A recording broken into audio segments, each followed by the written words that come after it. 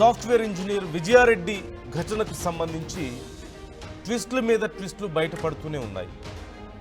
ఓ పక్క పోలీసులు చాలా డీప్గా విచారణ చేస్తున్నారు అన్ని కోణాల్లో.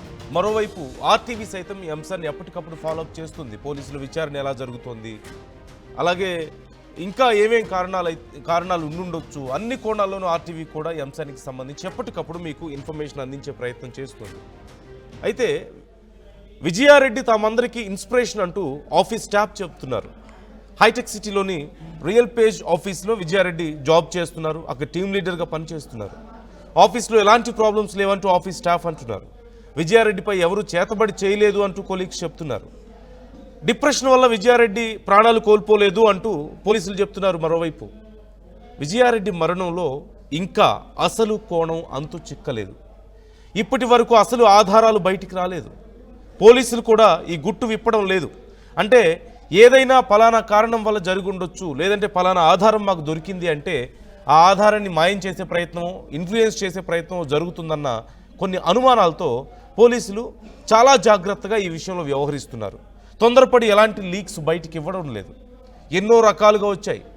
కుటుంబ సభ్యులకు నిజంగానే ఏమీ తెలియదా అనే అనుమానాలు మొదట్లో వచ్చాయి.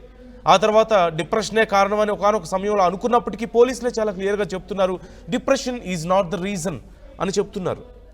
అండ్ విజయారెడ్డి మీద ఏదో చేతబడి జరిగిందా అంటూ కొంత ప్రచారం జరిగింది. But that's not right. At the same time ఆఫీస్కి సంబంధించిన సమస్యలు ఏమైనా ఉన్నాయా అని కనుక్కునే ప్రయత్నం ఆర్టీవీ కూడా చేసింది. ఆఫీస్లో వాళ్ళ కొలీగ్స్తో మాట్లాడే ప్రయత్నం చేసింది.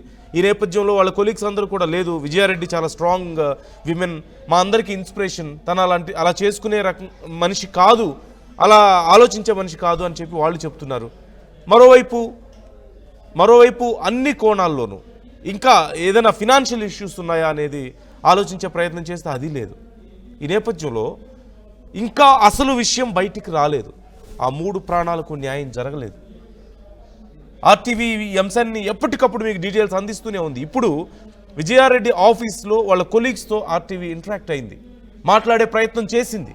అసలు ఏం జరిగింది, మీకేమైనా సమాచారం తెలుసా, మీకేమైనా అనుమానాలు ఉన్నాయా అని కనుక్కునే ప్రయత్నం చేసింది. పోలీసులు కూడా ఇప్పటికే విజయారెడ్డి కొలీగ్స్ని విచారించారు. వాళ్ళ ఆఫీస్లో కొంతమందిని ఇప్పటికే అడిగి డీటెయిల్స్ తెలుసుకున్నారు.